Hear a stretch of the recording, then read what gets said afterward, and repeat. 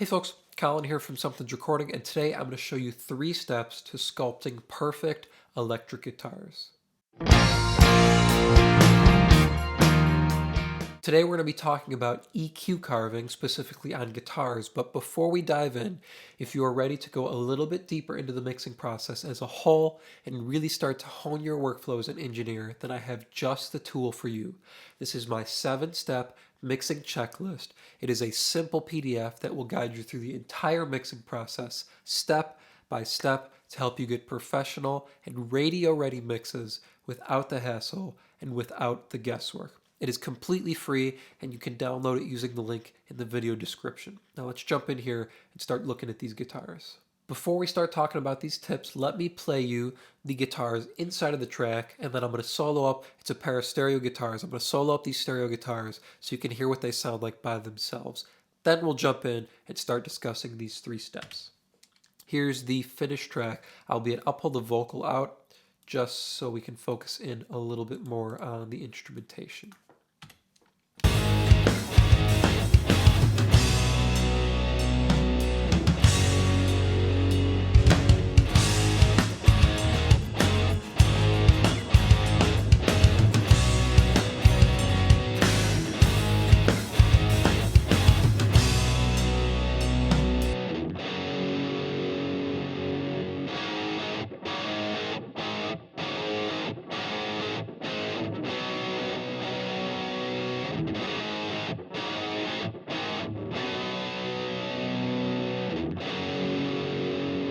Those are our 2 guitars. So we have a left channel here and we have a right channel. They're heavy guitars, heavy distorted guitars. Step 1 to sculpting perfect electric guitars, let's pull up our EQ here, is to isolate the frequency range of that instrument, so of the guitar. Here we're using our high pass and our low pass filter. Let me get rid of all these things in the middle. We will discuss as we move in down the road. We'll solo up just this one guitar. You want to isolate just the frequency spectrum, just what is essential for that guitar. For me, when I'm looking at this guitar, if we hit play here,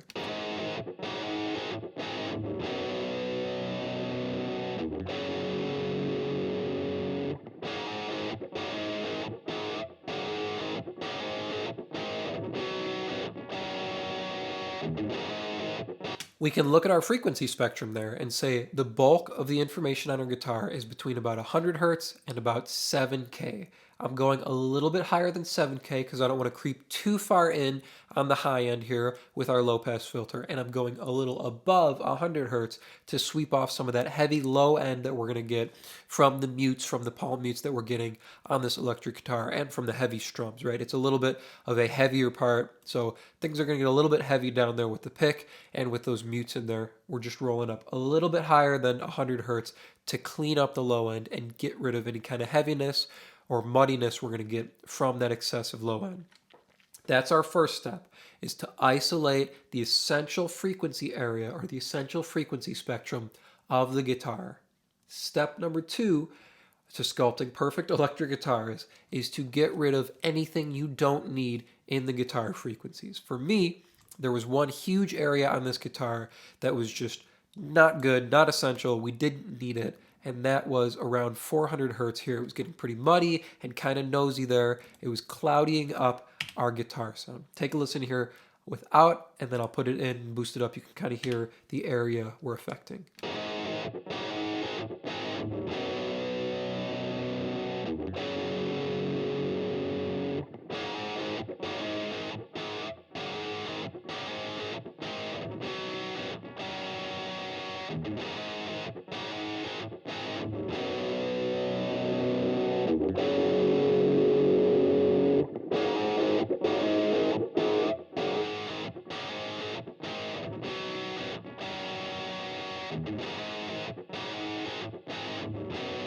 That 400 hertz area, or at 398, that was pretty muddy, pretty cloudy sounding, and you can see when we pull that out by about 4 dB or 3.84 dB there, it makes sure that our high end and our low end, so our 200 hertz area and up like 3, 4, 5K, has room to shine because the bulk of our information isn't showing up in that 400 area and muddying up, cloudying up the rest of our guitar sound. Quick review here. Step 1 is to isolate the main frequency spectrum of your guitar. So we put our high pass in, we put our low pass in. Now we have just what we need from this guitar. Step number 2 is to get rid of any information that you don't want in the guitar sound. So we're going in here 400 hertz. It's a cloudy, muddy sound, taking away from the rest of our guitar. So we're pulling out about 400 hertz, about 4 dB. Step number 3 is to boost or emphasize areas that are sounding good on the guitar part. For me, the first area I always love to look for to emphasize is the mid-range. We're going here at about 1.4K, or exactly 1.4K, and we're boosting about 3 dB. I want you to listen to what this does for our guitar part. It's really going to bring this guitar part alive. It's going to give it the sound, it's going to give it that crunch, that distortion that you want on this type of guitar part, on this type of tone.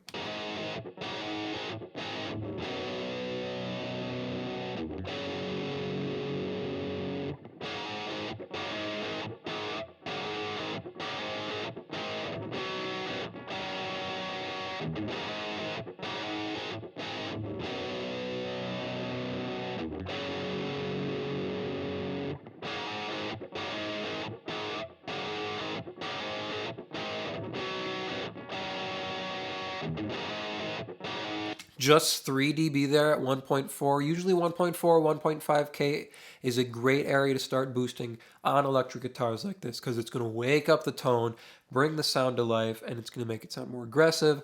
It's going to make it sound a little less dull than it was starting out there.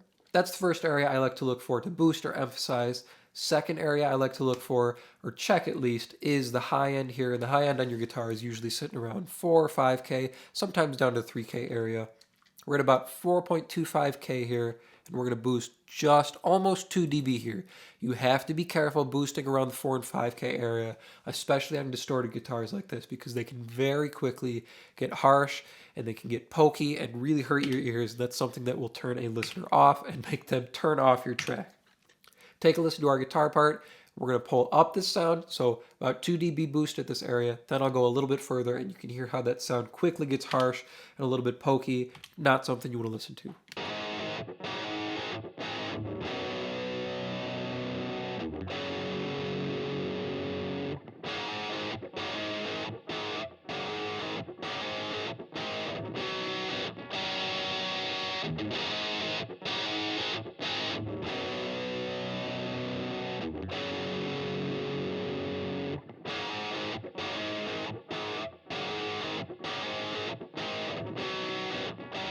1.92 dB, that little boost there is all we need to give it a little bit of sizzle and a little bit of shine on the top end of this guitar. Again, you don't want to go too far because you can hear it very quickly gets harsh, it gets edgy, and it's not something you can listen to or your listener will be able to listen to for too long without their ears hurting. So be careful when you're boosting your high end there. And then there's a third area I like to look for and check. Any kind of area that I want to emphasize is the low end on the guitar. So the low heat usually is sitting around 200 hertz on guitars like this, sometimes a little lower into the 150 range. We're sitting at about 180 here, and we're going to boost almost 4 dB on this guitar part here. This is going to make our guitar sound heavy, it's going to make it sound big, and it's going to give it the energy it needs to lock in with our bass and compete and sound big in the rest of our track here.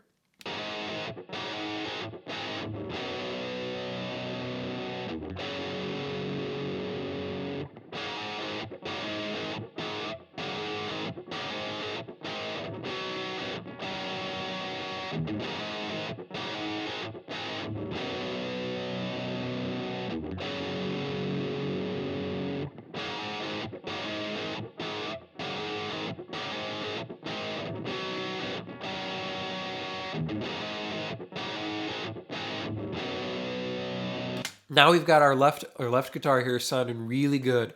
Let's go over here and do a little bit of a review, of our 3 steps here on our second guitar. This is our right guitar here.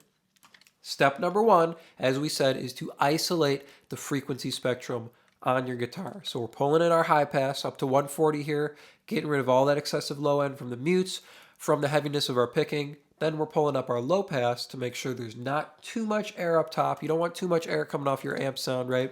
That's going to get harsh, that's going to get edgy.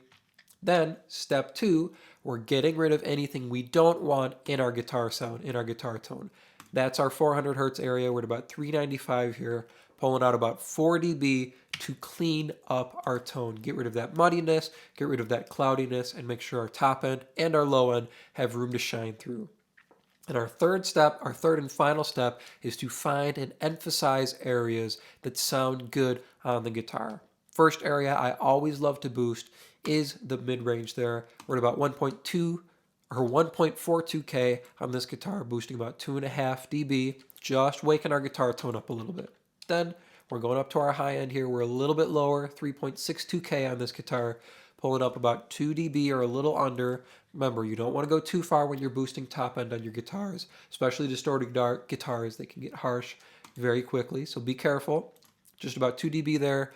And then we're coming down to our low end, almost 5 dB boost here at 189 to give our guitar that low heat it needs to compete, sound big, and lock in with our bass tone. Let's do an A-B on these two EQs on both of our guitars here. We'll put them back into stereo. You can take a listen what these 3 steps do to really help us sculpt a great guitar tone.